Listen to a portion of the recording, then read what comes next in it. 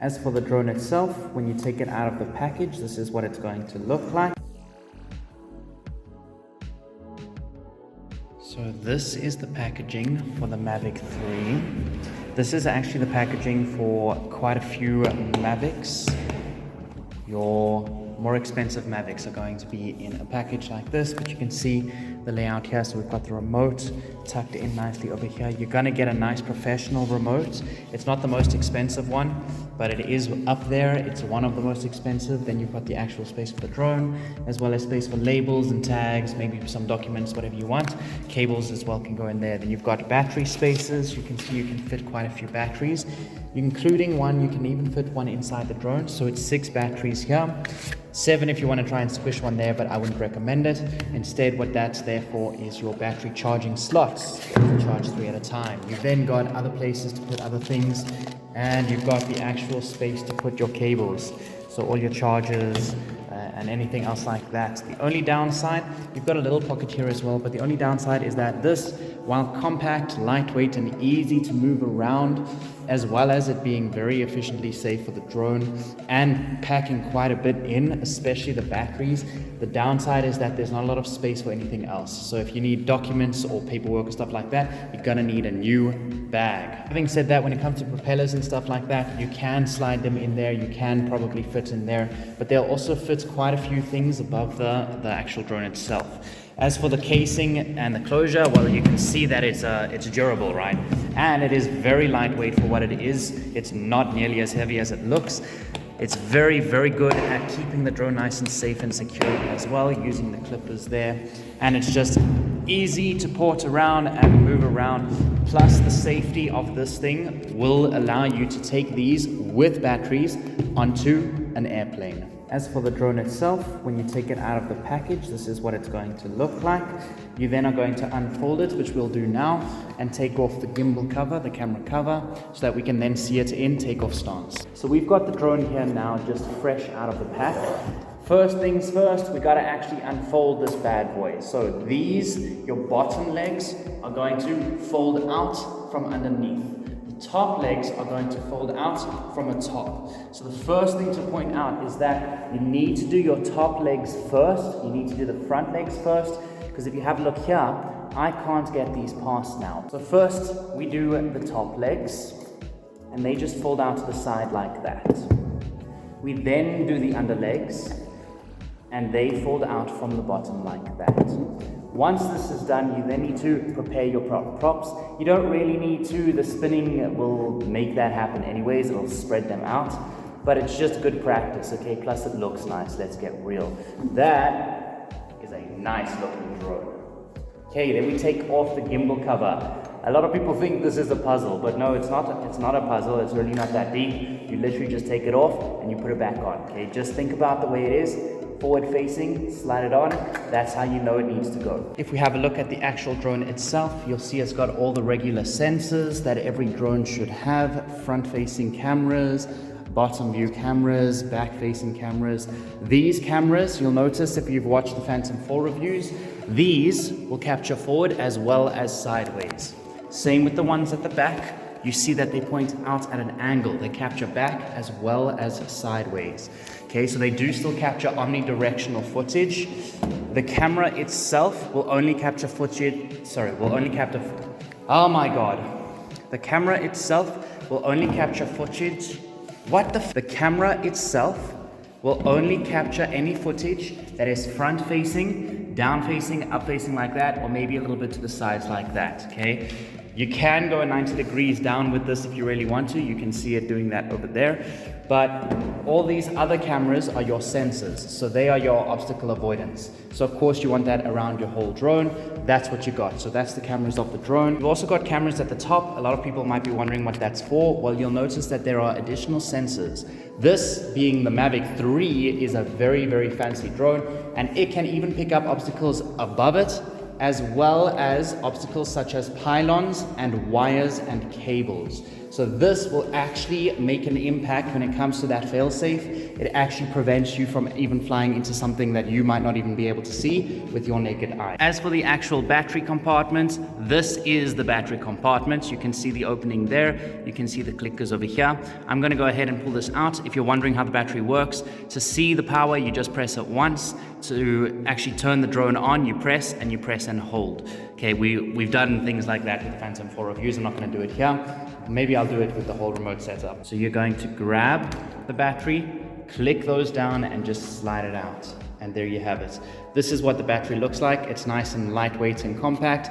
It's small, but this will last about the same time as the Phantom 4. And the Phantom 4 batteries, not exactly twice as big as this, but definitely they weigh twice as much as this. So the battery technology is improving. As for inside the battery compartment, there's nothing much to show off. It's just nice and sleek and slim.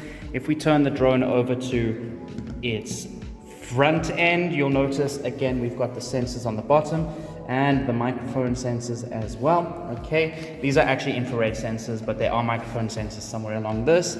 You'll notice the camera. Okay, a lot of all the geeks and the nerds, if you are part of the party when it comes to being a camera geek, then you know that looking at this, you can see how incredibly amazing this drone is going to be. Will be a specs review video coming out as well, so we'll get in there, but it's all good. Now, if you're going to register your drone, you've got a nice little spot to actually put your little registration on, and you can also notice everywhere else along the body where you will need to add a registration number. As for ventilation, you can see that this thing does indeed have ventilation to prevent overheating. This thing handles temperatures.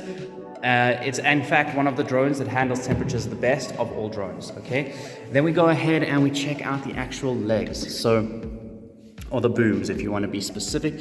So these booms, you can see they are tied in there with your cable materials. Not a problem at all. Despite what this looks like, despite it landing on this is one of the most durable drones I have ever come across. When it comes to landing, it absorbs that shock brilliantly. I don't know how they did it with such a small amount of space, but they definitely did a good job. And you can also see that your LEDs are now on the back like that, okay, instead of underneath like it was on the Phantom 4s. Again, LED there, and LED there on that side as well. So this is your remote control. This is the DJI Smart Controller, just the regular old Smart Controller. Don't have to turn it on, don't have to do anything like that. You guys can go and check out videos on how to use this remote control if you wanna.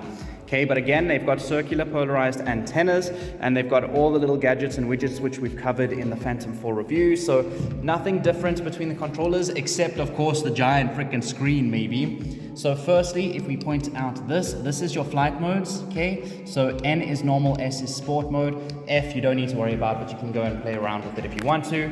Okay, you've got your return to home, you've got the power button. Again, you press to see the power, you press and hold to actually turn it on. You've got a pause button, and you've got a button which you can actually program this to do different things for yourself, okay? As for any other buttons you see, again, you can program those to be whatever you want. This is a generic record button, but you can reprogram it. These dials there are for your camera. Again, you can reprogram them. And again, that is a camera. That is a snapshot versus a video. Okay, cool. Then on the screen here, what you would actually see your footage being recorded as well as any data you choose to do. With this remote control, you can also plan your own BB loss missions with this thing like it is a computer. If you want to do BB loss planning, go and check out my mission planner course on Udemy. Links in the description, but this is the place where you can do that if you don't have a laptop. And at the bottom of the remote, we can see that we've got an HDMI. This is I believe it's called the female port, so it's a smaller port, be aware of that. We've also got the USB Type-C, and we've got an actual USB port, so you can plug different things in there using that. If we go to the back of the remote, nothing fancy, nothing new. There is a place to open it up if you want to, and there are also different specs for you to check out, different bits of information. And then you've also got your Command 2 and Command 1 1 buttons, which again, you can program those to do what you want. If we head on over to the batteries, these are some of the best drone batteries I have ever seen by DJI. They are light, they are easy, they are compact, and they last super incredibly long. Plus they look super sleek. Again, you've got your details of the battery on top of it if you want. You can also find a specs list online. We'll go over that in that second video coming out. This, as I mentioned earlier, is a battery charge slot. What you do, you set it down, you plug the cable in on the side here, that's where you plug it in. I'll show you how to do that. And you then just take your battery, line it up with the slot, put it on, and it'll start charging. Bear in mind, this, like all of them, they only charge one battery at a time. If we look at the actual charging cable, you can see that you can use this for multiple things. This would even work with your phone if you really wanted it to. That being said, you can also use a phone charger here. It doesn't really matter, okay? But you're gonna go ahead and you plug it in. You then plug that in, of course, and this would light up green, telling us that it is currently charging. If you thought that was all, go ahead and have a look there. You can even plug another USB in and charge another battery at the same time, or your phone, or whatever you wanted. We do have a bunch of cables here, which you can see we use quite a few of them, but these are used for different things, as you can see, not just for the drone here.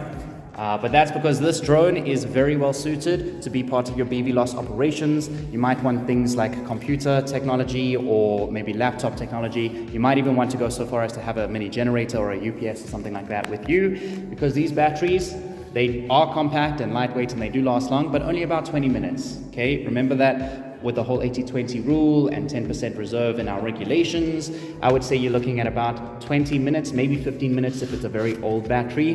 But with the power of this drone, or more with the ability for this drone to withhold power when it needs to, these batteries can last. As for your propellers, you would actually have to take these off, okay? It is easy enough. You can push, it's the same whole process. So you push down, you turn it off, take it off, and you do have spare props. You should always have spare props. In this case, we've got only 3 spare props, but what that means is that it's got both of these. So this is a prop, okay? It's spreading out by itself. It's just the natural way it goes. As for the way you turn them on, you can see again, we've got a black ring and we've got a silver ring, and you'll notice that this is on a black circle, and you'll notice that this is on a silver circle, okay? Notice that difference over there. For the actual taking off process, you're just gonna go ahead and do the same thing. So you push the propeller down, you hold the motor, you spin the propeller in the direction of lock and unlock. Again, you'll notice on the propeller, they have those labels there for you. So you do that, and voila, there it comes off. This is easier to see now than the Phantom 4 because you can actually see where it locks, and you can also see the holes of the brushless motor. Again, these are brushless motors. We don't use brushed motors anymore. So we're gonna go ahead and we're gonna put this on. We're then gonna spin in the direction of the lock, and we're going to let it go. Give it a nice tug, make sure it's on, and voila, there you go. So that's the propeller, and that is the Mavic 3. Specifically, this is the Enterprise, but we don't need to look specifically at that. I'm looking at the Mavic series, maybe from about Mavic 2 onwards. They're kind of not exactly similar, but they're pretty much similar when it comes to the build. It's just that the specs are a little bit different, okay? So this one is one of the best of our Mavics, of course, but we are going to talk about specs of this one in particular, but I will also drop videos about specs of the other ones as well. The actual build and everything, this will cover most of your Mavics, so you won't get confused when it comes to the Mavics. It's just the specs that you now want to know. Do I want one that performs better? Do I want one that has better camera quality? Do I want one that flies faster or maybe flies longer? We're going to dive into some spec videos coming up.